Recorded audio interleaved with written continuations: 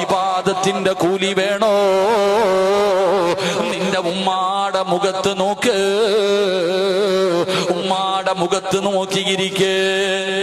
ഉമ്മയുടെ മുഖത്ത് നോക്കിയാൽ നമ്മളിൽ പലരും നോക്കൂല.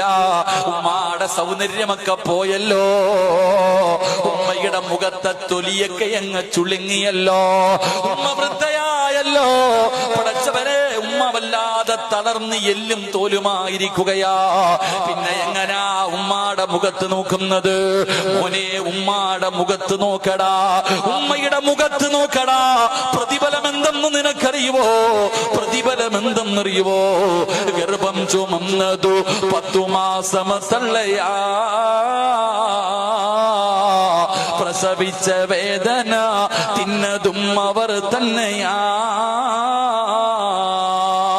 പാലൂട്ടി നിന്നെ വളർത്തലും അവരാണ്. ഈ 3 കാര്യം ഉപ്പയിൽ ഒഴിവാണ്. ഗർഭം ചുമന്നതുമ്മയാ, നൊന്തു പ്രസവിച്ചതുമ്മയാ, ആരോഗ്യം കളഞ്ഞ് പാല് തന്നതുമ്മയാ. അതുകൊണ്ട് ഉമ്മയുടെ മുഖത്ത് നോക്കിക്കോ, ഉമ്മാന്റെ മുഖത്ത് നോക്കിക്കോ. വേറെ എവിടെ നോക്കിയാലും ആ പ്രതിഫലം കിട്ടില്ല. ഉമ്മാടെ മുഖത്ത് നോക്കിയാ ഇബാദത്തിന്റെ കൂലിയാ.